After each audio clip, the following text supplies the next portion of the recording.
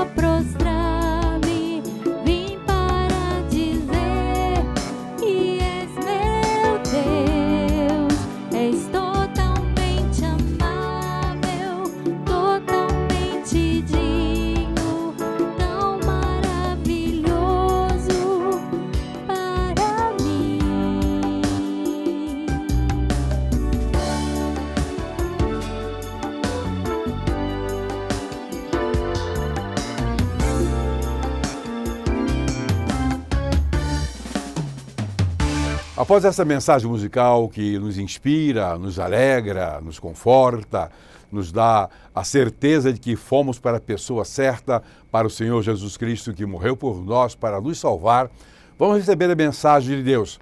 Nesta ocasião, quem vai pregar não é um pastor, mas é um obreiro, um servo do Senhor, o Dr. Paulo Mendes Glória. Ele é arquiteto, professor universitário, avaliador do MEC, um homem de grande envergadura, possui um canal também no YouTube sobre o tempo da palavra. Ele nos trará a mensagem do Senhor para os nossos corações. Portanto, ouçamos, pois, o que Deus, nosso Pai, tem para nós nesta hora. Graça e paz a todos. A mensagem que anunciamos é a certeza da presença de Cristo como Salvador desde a criação. O façamos o homem à nossa imagem e semelhança não é um simples plural deliberativo. É a presença da Trindade na criação. O Pai revela aos seus profetas o seu querer e deixa sempre o registro de Cristo como Messias. Como Zacarias, relatando a entrada triunfal de Cristo em Jerusalém, ou relatando também a traição de Cristo por 30 moedas de prata, isso é uma referência de Cristo há alguns anos, algumas centenas de anos atrás. Ao analisarmos a linha do tempo, na visão bíblica, vemos o amor do Pai em favor da salvação do seu povo. Podemos ver a confirmação da misericórdia de Deus em nosso favor. Vemos registros claros da manifestação da sua aliança.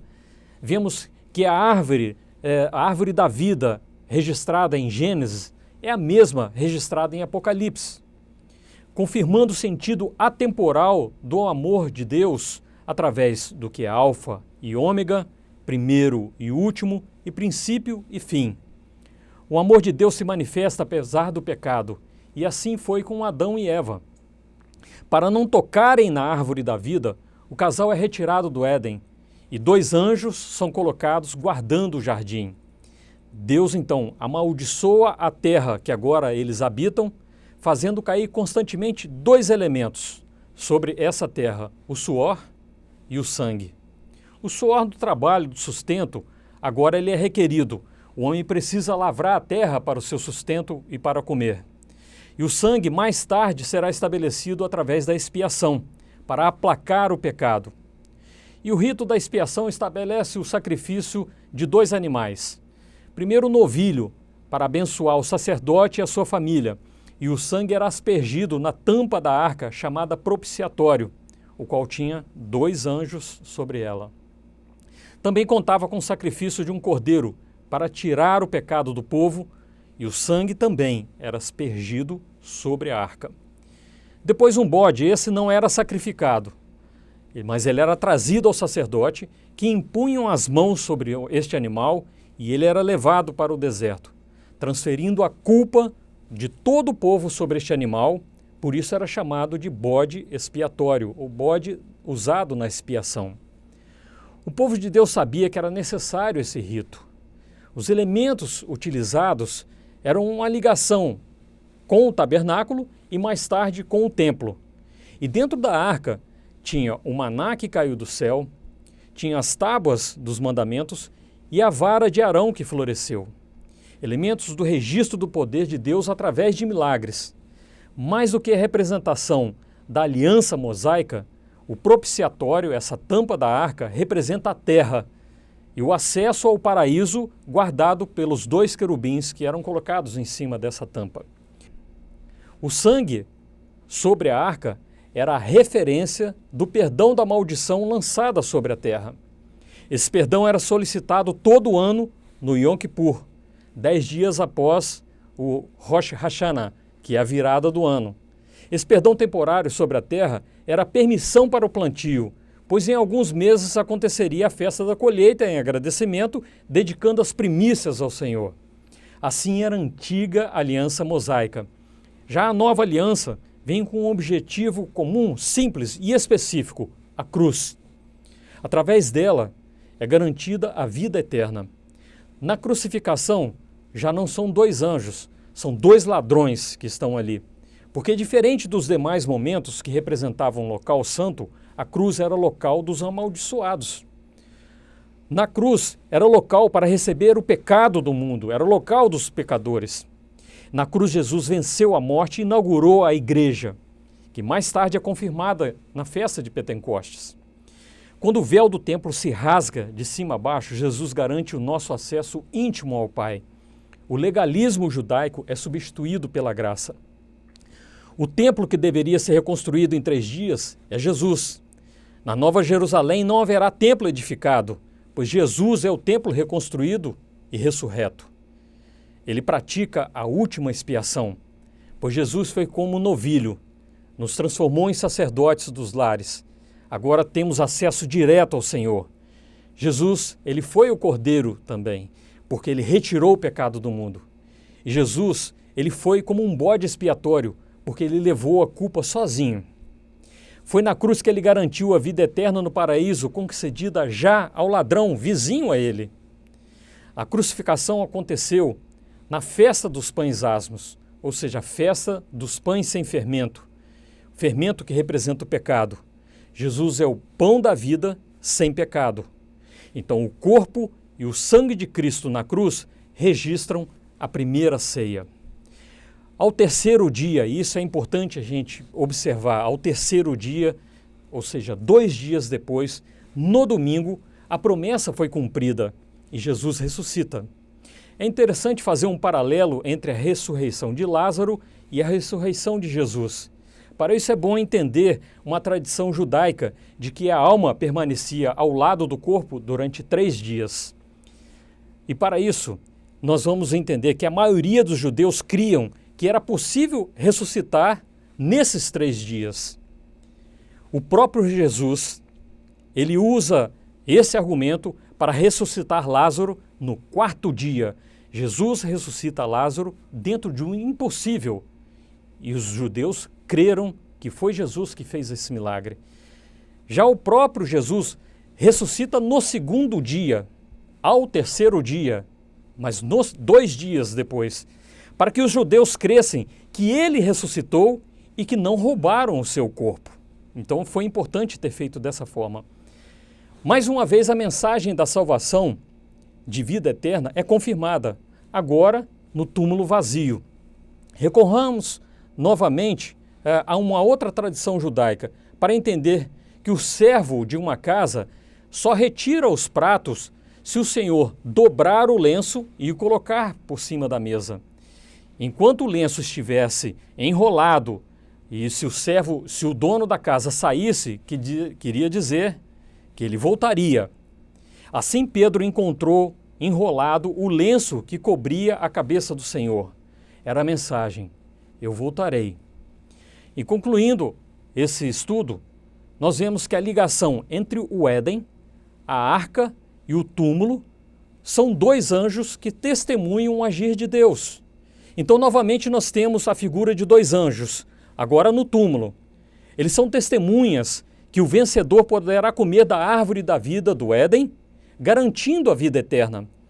Agora temos acesso ao paraíso. Os 2 anjos são testemunhas que a maldição da terra lançada em Gênesis, relembrada anualmente no dia do perdão, foi retirada eternamente, quando o sangue de Jesus caiu no chão na crucificação. Os 2 anjos são testemunhas que a arca não mais representa o poder de Deus. Cristo é a nova aliança, pois o maná foi substituído pelo pão da vida. A vara de Arão foi substituída pela árvore da vida e a lei foi substituída pela graça. E bem perto está o momento do toque da trombeta, anunciando a subida da igreja. Mais importante do que a igreja subir como noiva é descer como esposa de Cristo após a celebração das bodas do Cordeiro. Aos que suportarem as provações, aos que praticarem a palavra, aos que obedecerem e servirem com alegria, será dada a honra de viver eternamente com Cristo. Aleluia e amém. Muito bem, queridos irmãos, após recebermos a mensagem do Senhor, Nós queremos, nesse momento final, agradecer a todos os irmãos, a todos os pastores, a todos os líderes que têm divulgado o nosso projeto e pedirmos que os irmãos façam isso, continuem fazendo isso. Falem com os pastores, presbíteros, diáconos, líderes, presidentes de organizações missionárias de sua igreja, de sua denominação, suas congregações, enfim, divulguem ao máximo o nosso programa, que é transmitido semanalmente e não apenas um dia. Ele entra no ar à sexta-feira e vai até a quinta-feira da semana seguinte. Portanto, os irmãos e amigos podem assisti-lo no dia e no horário mais conveniente através da internet. O nosso site é avivabr.com.br. Mas o querido irmão também pode mandar perguntas, mandar textos sugerindo que nós publiquemos no nosso site, enfim, divulgação sobre programação da sua igreja, da sua denominação. Mas eu quero fazer um apelo aos queridos obreiros, pastores e ministros, presbíteros, líderes de convenções, de associações. Programem para a sua cidade, para a sua região, um congresso de avivamento. Reúna os pastores de todas as denominações sérias, aqueles que são afinados com a Bíblia, com a palavra de Deus, aqueles que têm compromisso com a verdade, não de seitas estranhas, nada de convidar aqueles que marcam uma quantidade de pessoas para ser salva, nem para aqueles que guardam determinados dias da semana como sendo mais importantes do que a obra do Senhor Jesus Cristo para a salvação. Esses excluam. Só as denominações sérias, Assembleia de Deus, Batista, Presbiteriana, Congregacional, Metodista, seja nada do Brasil, seja a Wesleyana, Casa de Oração, Igreja de Cristo, o Brasil para Cristo, Maranata, são muitas e muitas no Brasil que servem ao Senhor com muito amor, com muito carinho, pregando a verdade. Unam essas igrejas e promovam um congresso de avivamento. Nos convidem, que a nossa equipe vai até a sua cidade, vai até a sua região para realizar aquilo que deve fortalecer o trabalho dos irmãos aí. Muito obrigado. Portanto, no próximo fim de semana, começando na próxima sexta-feira, estaremos de novo aqui com mais um programa, com mais uma mensagem musical, com mais inspiração para o nosso crescimento. Que Deus a todos abençoe. Amém.